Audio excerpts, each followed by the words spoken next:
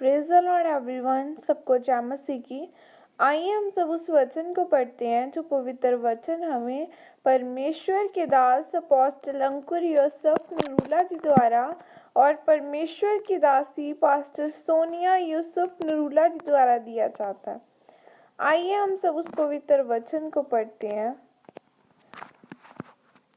अनुग्रह को व्यर्थ न गवाएं।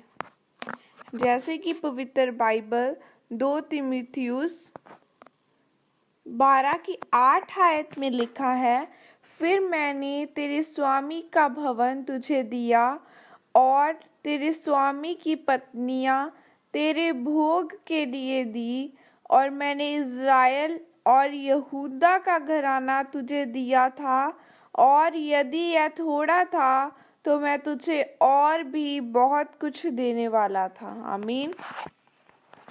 मेरे प्रियो, जो परमेश्वर की दया और अनुग्रह आप पर हुआ उसे कभी व्यर्थ न समझे और ना ही उसे गाली दें। अगर परमेश्वर ने आप पर अनुग्रह किया और आपने पाप कर लिया तो फिर आपने परमेश्वर के उस अनुग्रह को गाली दी है। मेरे प्रियो, बहुत पहले एक बहन ने चर्च में गवाही दी थी कि 8 साल के बाद परमेश्वर ने उसे बच्चे की आशीषित के साथ आशीषित किया। उस गवाही को 8 साल हो गए थे और उसके बाद फिर से उस बहन का कोई बच्चा नहीं हो रहा था। एक दिन वह बहन प्रार्थना करवाने के लिए प्रार्थना लाइन में खड़ी थी।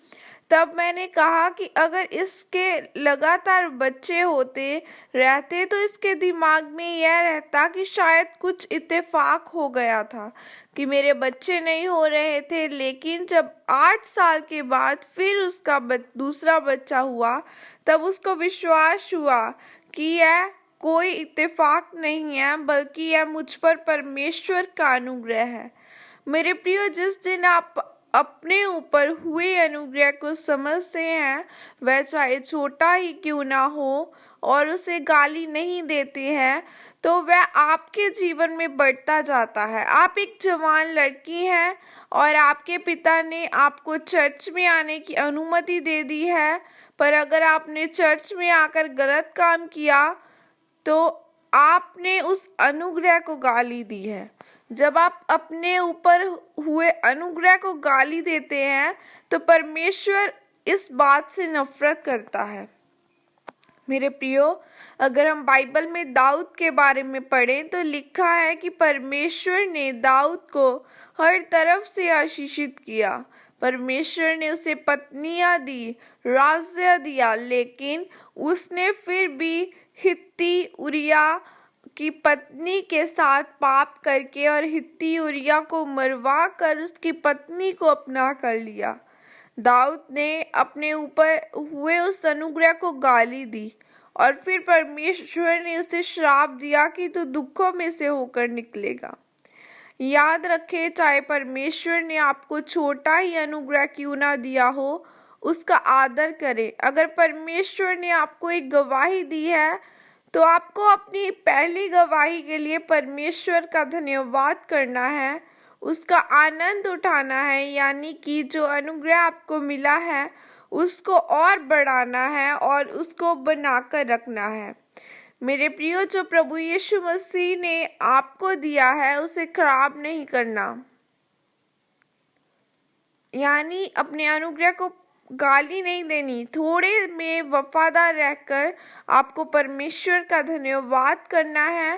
पाप करके व विचार करके उस अनुग्रह को खोना नहीं है, अपनी पवित्रताई को बनाकर रखना है। फिर जब अनुग्रह आपके जीवन में बढ़ेगा तो परमेश्वर आपके लिए देशों के नियम तक को बदल देगा।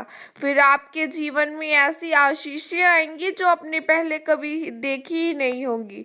परमेश्वर आपको इस वचन के द्वारा आशीषित करे। प्रभु यीशु मसीह के सामर्थ्य नाम में मांगती हूँ, आमीन आमीन। आइए मैं आप सबके लिए प्रार्थना करती हूँ। सर्वशक्तिमान परमेश्वर, मैं आपका धन्यवाद करती हूँ खुदावंद इस वचन के लिए। पिता परमेश्वर, आपके वचन में लिखा है यीशु मसीह के कोड़े खाने से तुम चंगे हो चुके हो। ऐ मेरे जिंदा परमेश्वर, आपके कोड़े खाने से हम चंगे हो चुके हैं खुदावना। हर एक परमेश्वर अनुग्रह के लिए, हर एक छोटी वस्तु के लिए मैं आपका धन्यवाद करती हूँ परमेश्वर, क्योंकि आपके बिना हम कुछ भी नहीं है खुदावना।